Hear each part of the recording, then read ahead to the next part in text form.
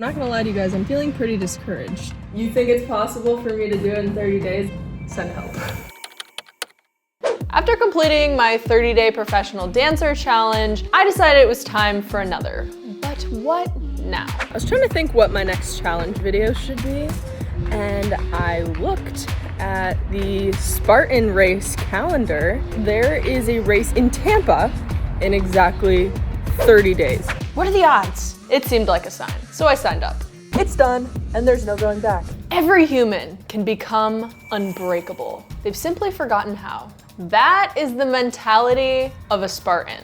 So we're gonna take a look at my time from the last Spartan race I did and set a goal for how I want to compete. My category ranking was 231 out of 1,883.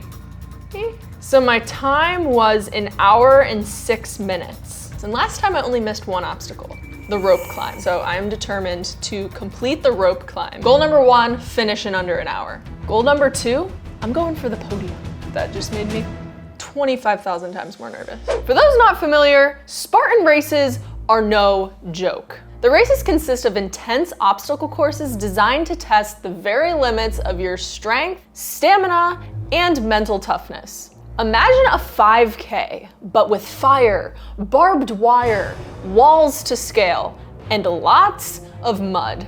Now, the particular one that I'm doing is a stadium race, so there's no mud, but it has everything else, all of that other craziness inside the echoing walls of iconic sports stadiums. This one being Raymond James Stadium in downtown Tampa.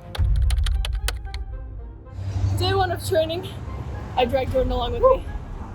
We are struggling, I'm struggling, but I got my Spartan podcast on and I'm getting motivated. How about you, Jordan?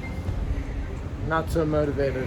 We did 3 miles and I'm ashamed at how tired I am right now. But we're gonna do a grand finale of running the stairs to the 11th floor. So let's go. I knew that this was a very ambitious goal, especially doing it within just 30 days when I have not been training to this level of intensity. Day 2, I got up early to do a morning workout so I can do one later. Also, I'm honestly not as sore as I thought I was gonna be, but after reading all the obstacles in the race that I signed up for, I'm literally terrified. Send help. I got to work right away, and I didn't know exactly where to start with the workouts, but I knew I needed to build a lot of stamina. Day 3, and I'm not gonna lie to you guys, I'm feeling pretty discouraged. As I was getting into the workouts, I started to get worried about an injury. My legs are shaking so bad. My hips were hurting, and I could just tell my body was not used to this. Day 4, did some active recovery today. Working a lot on my grip strength, getting some calluses. How cute, right? It's day 5. I just had a really good, really tough workout, feeling good today. But I do think that I need people to train with to really push me even harder. Every article I found on the internet that was telling me how to train for the race strongly recommended easing into it. But I didn't have time for easing, so I needed to find a coach. And I knew exactly who to ask. So I reached out to my friend Logan Broadbent, who not only has been on American Ninja Warrior for 7 seasons. Champion boomerang thrower Logan Broadbent was up to his old tricks. Look at this. Was featured on Dude Perfect twice. What's up, guys? We're Dude Perfect. I'm Logan. And was a 4-time US Boomerang Team World Champion, but he's also a Spartan Pro athlete. He agreed to help me out, so we set up a meeting to put together a plan. So far, I've just been like getting back into some distance running. I've been running the stairs. You think it's possible for me to do it in 30 days? Like, I am not in that type of shape right now. First of all, yes, it is possible. I know how driven you are. I know you already have a pretty good baseline of fitness. The first part of this training cycle, it's just going to be building that baseline. So like the distance running, like getting out there for 3, 4, 5, 6 mile runs, the more stair work you can get in, the better. The obstacles are closer together and it's more dense. So it's going to be a lot of stop and go, stop and go, stop and go. I'm going to have you do more interval training. Climbing is a big one. There's a number of strength obstacles. So we're going to do some like sandbag carries,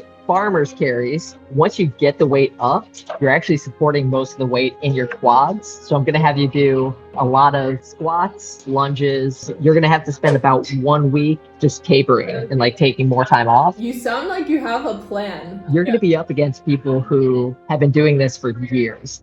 If you're willing to put in the work, you'll be able to finish ahead of a lot of those people and actually do really well. So I got to work. For day 8, I took a rest day, but now it's day 9 and I just did a 5-mile run, farthest I've run in a long time, and it was painful. It's day 10 and Shaylin just took me to Cycle Bar. Woo! It's day 11, did a long uphill hike this morning, 2 miles. It's like a chilly day in Nashville, so I just kind of wanted to relax, but I knew I needed to get a HIIT workout in. These moments when you push through and do the workout when you're not feeling it are the ones that make the biggest difference. It's day 12, back in Florida. Made myself a really hard stair workout today. I think it'll be a miracle if I don't throw up during this one. Day 13 and I just got back from a HIIT class at Sweat St. Pete. Ooh, I'm sweaty. Day 14, I just got back from doing a Stairmaster workout that I was dreading because it was a hard one. And guess what? AirPods were dead. So I got to test the mental strength there on that one. This race requires a unique blend of athleticism, strategy, and pure will. Day 15, woo! We are halfway there, oh my goodness. Around day 20, I was back in Ohio for a few days, so Logan and I met up at a obstacle course training facility called Authentic Movement. I was feeling pretty confident about my endurance that I was building, but I was still a little nervous for the obstacles. My job's kicker butt, so that's what I'm here for. We're gonna start with 50 commando jacks, 25 Bosu squats, 20 mountain climbers, 10 slow burpees, and then 5 laps. Good big pull. Nice. Up, up, up, up, up, up. Nice. That's it. Yes, yes, yes. Exactly. The session gave me some more confidence around the obstacles, but going into my taper week, I was still a little nervous. There's officially 1 week until the race. All of the hard work I've put in has been showing, and it's time to start rejuvenating my body. I did cryotherapy to help reduce the inflammation in my body, which by the way is amazing. So this is the getup for the cryo. You gotta wear super warm socks and gloves to make sure you don't freeze. This is gonna help you with cutting that inflammation so we can make sure that you feel great, that you do well, but we can avoid any kind of injuries too. Ooh, it's getting cold. You got it, you can do it, you can do it. It feels so good and it's so good for your body. Honestly, the taper week was harder for me mentally because I was just sitting around doing these easier workouts and thinking, did I work hard enough in this process? Race day is officially tomorrow and I am already nervous. I'm kind of afraid I'm not gonna be able to sleep tonight, but I need sleep because we have to get up at like 5 a.m. Let's just hope I can sleep. See you guys at 5 a.m. Rise and shine. I don't normally get up this early, so this is rough. It's still dark out. I feel like it's nighttime.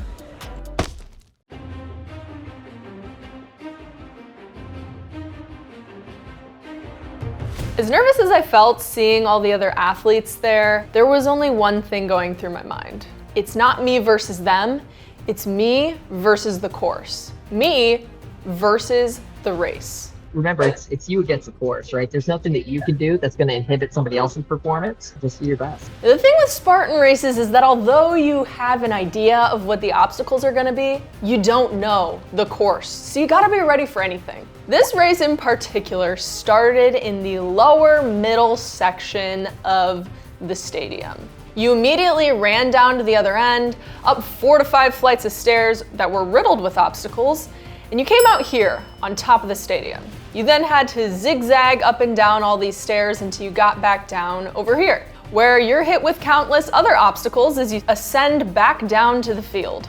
Although this first half was challenging, I felt like I glided through it. I was ready for it. But then I came up against my biggest enemy, the rope climb.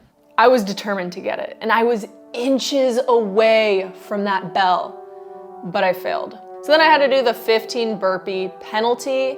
I was defeated, mentally and physically, and I was only halfway done. But then I realized I was already halfway done. The very next obstacle, ironically, was the 7-foot wall. I had a chance to redeem myself. After that point, my confidence came back, I got a second wind, and I was ready to take on the second half of that course. I finished the race. It was such an amazing feeling crossing the finish line, but it wasn't over yet because I had to figure out if I reached my goal. I got under an hour. Yeah, that was what I really wanted to do. I placed third in my age group and I beat my previous time by 10 minutes. Let's go! How you feeling? Honestly, I got a second win in the end. And special shout out to Logan, who actually placed second in the elite men's category. He crushed it, and he was an amazing coach through this process. That's always the biggest enemy, who you were yesterday. You versus you. If you like this video, hit subscribe and let me know what challenge I should do next. Me and that rope climb have some unfinished business. It left a scar on the inside of my leg, so you better believe, rope climb, I will be back. And I will make it to the top.